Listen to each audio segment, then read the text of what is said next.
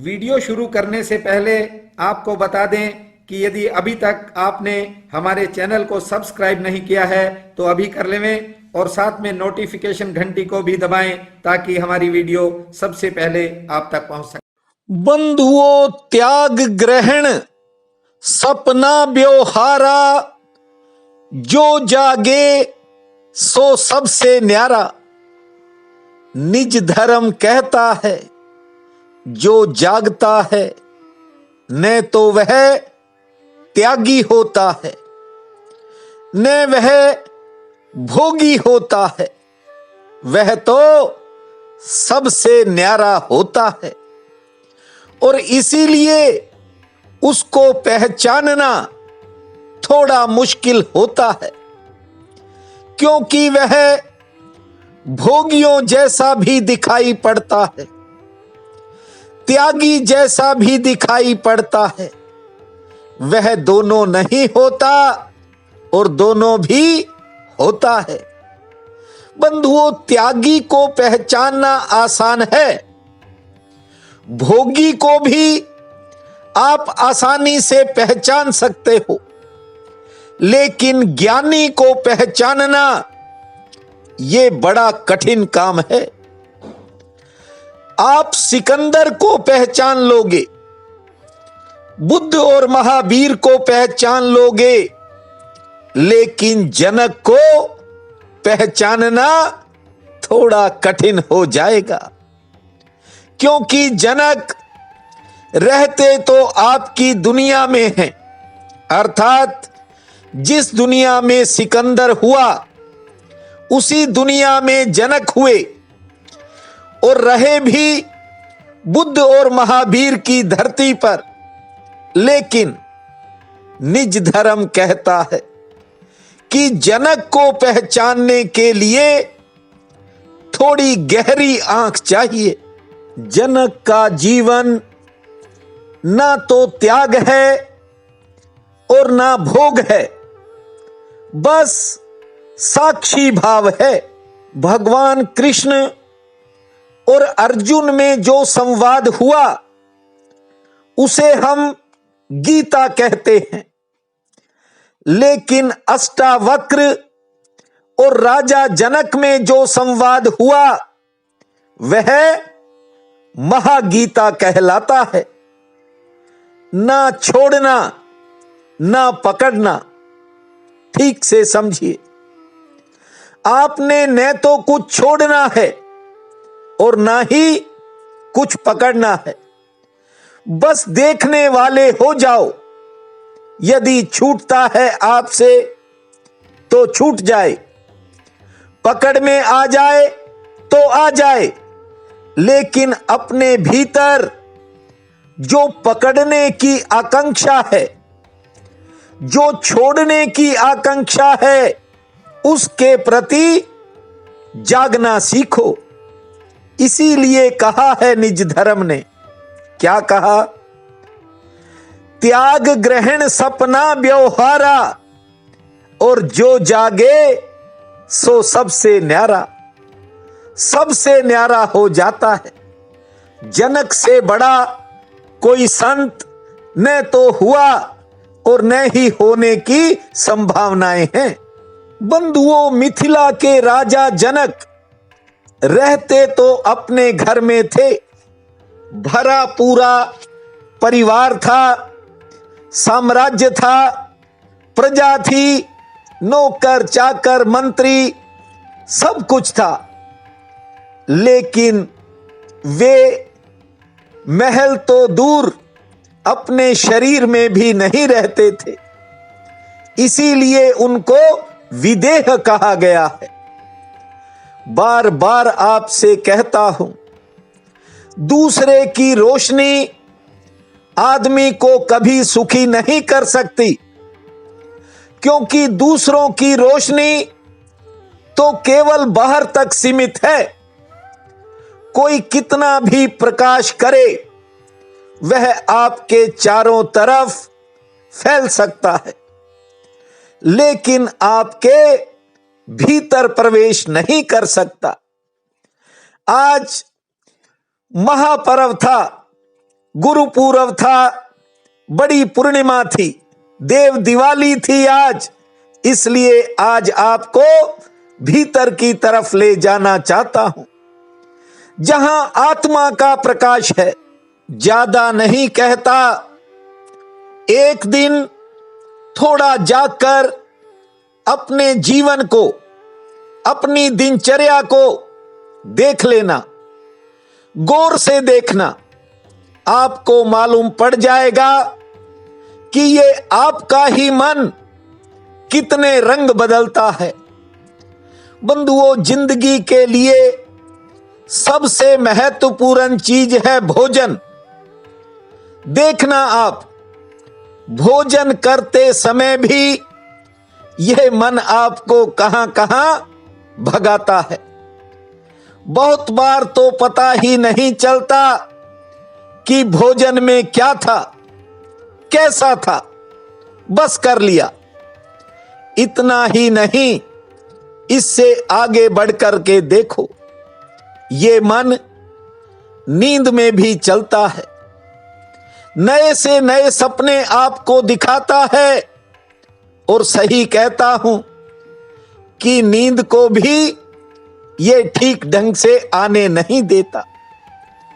संसारिक कठिनाइयां आपके सामने आती हैं, चिंताएं आती हैं, गृहस्थ में उतार चढ़ाव होते हैं, कारोबार में संघर्ष करना पड़ता है, और जब मुश्किलें बढ़ती हैं तो आदमी कथा और सत्संग की तरफ भी जाने लगता है।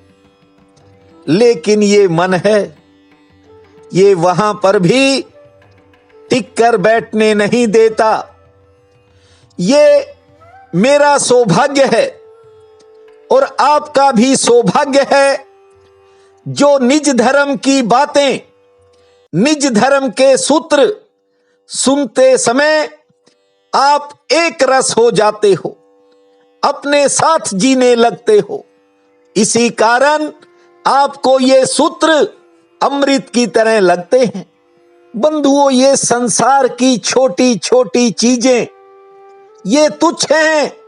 आप चाहो तो परमात्मा को भी पा सकते हो, लेकिन ये मन उस रास्ते में चलते समय भी कई तरह के शक पैदा कर देता है, बड़े बड़े संदेह खड़े कर देता है। और आदमी की सबसे बड़ी दुविधा ये आदमी का मन ही है।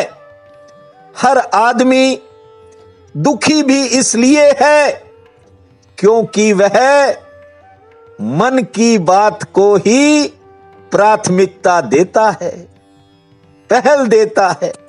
इसलिए कहता हूं, आपके पास दुनिया को देखने के लिए, संसार को देखने के लिए दो आंखें हैं, लेकिन ये मन है, इसके पास तो हजारों आंखें हैं।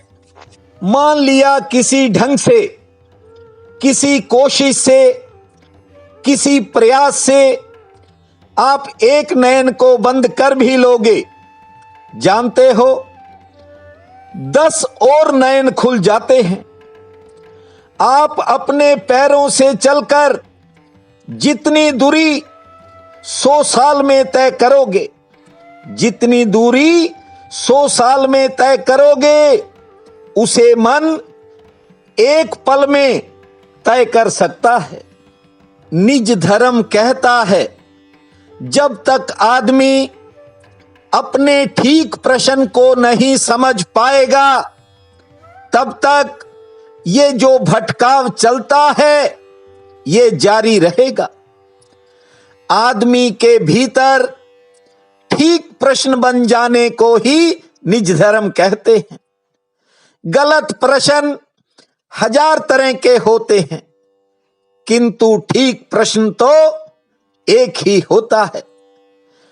तरह तरह के प्रश्न दिन रात मन में खड़े होते हैं, हजारों सवाल आदमी के भीतर आते हैं। ये मनुष्य का स्वभाव है। बचपन से ही मनुष्य का बच्चा प्रश्न उठाने शुरू कर देता है और बड़ा होते होते हजारों तरह के सवाल, अनेक तरह के प्रश्न आदमी के भीतर खड़े हो जाते हैं और फिर तलाशना भी आदमी का स्वभाव है। और सबसे बड़ी विडंबना यह है कि एक तलाश पूरी होते ही आदमी दूसरी तलाश की तरफ बढ़ जाता है। हर इंसान की सुंदर भविष्य के लिए एक जिज्ञासा होती है। हर आदमी धन, पद, मान, प्रतिष्ठा पाना चाहता है। लेकिन आपको एक बात आज बता देता हूं, सब कुछ मिलने के बाद भी आदमी के भीतर का खालीपन नहीं भर पाता। हर समय दिल बेचैन रहता है, आंखें बेताब रहती हैं, मन अशांत रहता है। मैंने बरसों से हजारों लोगों को करीब से देखा है। ज्यादातर लोग अपने ही लिए गए फैसले पर पछताते हैं। बंधुओं, धन कमाने की होड़ में आदमी अपने हृदय से दूर हो जाता है। मैं ये नहीं कहता कि धन मत कमाओ, साधन जीवन में चाहिए ही। गृहस्थ में हूं, हर बात को समझता हूं, लेकिन अपनी आत्मा को मारकर भले ही किसी ने कुछ भी कमा लिया होगा, लेकिन अंत में उसे पछताना पड़ेगा। बार बार कहता हूं, किसी के पीछे दौड़ने की बजाय खुद के साथ उठना और खुद के साथ बैठना सीखो। मुझे पूर्ण विश्वास है कि आपके जीवन में एक नई क्रांति आ सकती है, सार्थक जीवन का निर्माण हो सकता है। बस इस बात को याद रखो, जिंदगी में भले सब कुछ चला जाए, लेकिन आपकी संवेदनाएं जीवित रहनी चाहिए। उसके नाम का सहारा कायम रहना चाहिए। खुशी के फूल तो किसी भी समय खिल सकते हैं। आज मार्गशीर्ष कृष्ण पक्ष की प्रतिपदा है, बहुत ही पावन काल रहेगा। उठते ही धरती मां को प्रणाम करना, 5 बार लंबी श्वास लेने के बाद 23 बार ताली बजाना। दिन के कामों की शुरुआत पवन पुत्र हनुमान जी का नाम लेकर के करना। पक्षियों को दाना डालना, किसी भी पेड़ पौधे को जल से सींचना, शाम के समय किसी भी पशु को गुड़ खिलाना, हनुमान चालीसा का पाठ करना। भोम भोम भूमा ओम ओम भूमा, भोम भोम भूमा ओम ओम भूमा, इस महामंत्र को जपना आपका समय शुभ रहेगा। प्रिय बंधुओं व मातृ देवी शक्तियों, आज 1 दिसंबर दिन मंगलवार है। आप सबको मेरा नमस्कार है। आज का राशिफल इस प्रकार है। मेष, कार्य क्षेत्र और घरेलू मोर्चे पर व्यस्तता रहेगी। किसी अपने से मिलन होगा, सेहत ठीक रहेगी और कोई नई योजना दिमाग में आएगी। थोड़ी यात्रा भी हो सकती है। वृषभ, आमदन के लिए आज का दिन ठीक रहेगा, लेकिन कारोबार और कार्य क्षेत्र की कोई चिंता मन में रहेगी। कोई कठिनाई सामने आ सकती है, लेकिन नए लोगों से मुलाकात होगी। महत्वपूर्ण कामों में दोपहर बाद सफलता मिलेगी। मिथुन, आज किसी विशेष काम में कोई रुकावट सामने आ सकती है। किसी बाधा से सामना हो सकता है। धैर्य से काम लेना होगा। कारोबारी सितारे मध्यम श्रेणी के हैं। लेन देन से जुड़ी कोई समस्या हल होगी। किसी करीबी से निराशा भी मिल सकती है। कर्क, कुछ विशेष कामों में आज आपको प्रतीक्षा करनी पड़ेगी। समय आपके लिए ठीक है, आमदन भी ठीक होगी, यात्रा के भी संकेत हैं और आज आपकी मान प्रतिष्ठा में कहीं बढ़ोतरी का योग है। सिंह। आज घर परिवार में आपका समय आराम पूर्वक बीतेगा। कुछ नया हो सकता है, कोई नई चीज पाने की इच्छा जाग सकती है। आमदन की दृष्टि से समय बेहतर रहेगा। हाँ, किसी दूसरे के काम में थोड़ा समय लग सकता है। कन्या, किसी काम के लिए आज आपको कहीं दूर जाना पड़ सकता है। बार बार मन में कोई चिंता घेरेगी, परिवार से जुड़ी और कार्य क्षेत्र से भी जुड़ी हो सकती है, लेकिन बाद दोपहर समय में परिवर्तन होगा, कोई अच्छा समाचार मिलेगा, से ठीक रहेगी। तुला, आज अचानक आपके कार्य क्षेत्र में, नौकरी में कोई व्यस्तता बढ़ सकती है। आज आपको किसी नए काम में सफलता का भी योग है, लेकिन गृहस्थ में किसी बात की चिंता भी बनेगी और हल भी निकलेगा, लेकिन थोड़ा समय मन बेचैन रह सकता है। यात्रा लाभकारी रहेगी। वृश्चिक, कारोबार के लिए दिन ठीक है। लेन देन से जुड़ी समस्याओं का हल निकलेगा। संतान से संबंधित कामों पर खर्चा होगा और किसी करीबी के साथ बेवजह मतभेद बन सकता है। धैर्य से काम लेना होगा। धनु, रोजगार में कोई नया जरिया सामने आ सकता है, कोई नई योजना बन सकती है। लेन देन की समस्या मन को परेशान रख सकती है। किसी विशेष काम में सफलता का योग है, लेकिन दोपहर बाद वह योग बनेगा। मकर, अचानक कोई ऐसा काम बन सकता है जिससे आपका मनोबल बढ़ जाएगा। कार्य क्षेत्र से भी अच्छा समाचार मिलने के संकेत हैं। सेहत पक्ष आज थोड़ा नरम है और किसी करीबी के साथ कहासुनी हो सकती है। धैर्य से काम लेना होगा। कुंभ, अचानक कामकाज का बोझ बढ़ जाएगा। घर परिवार में कोई नई खुशी का आगमन होने का रास्ता खुलेगा, से ठीक रहेगी। नवीन योजना में सफलता का योग है, थोड़ी यात्रा भी हो सकती है। मीन, कारोबारी सितारे दिन भर ठीक रहेंगे। आज आपको कोई अतिरिक्त फायदा भी मिल सकता है, लेकिन घरेलू बातों को लेकर या परिवार के भविष्य को लेकर कोई चिंता भी आपके मन में पैदा हो सकती है। आज मेहमान आगमन का योग है और दोपहर बाद रुके हुए कामों में गति आएगी। आज का ये दिन आप सबके लिए अति शुभ फलदायी हो, यही मेरी प्रार्थना है। आपका बहुत बहुत धन्यवाद।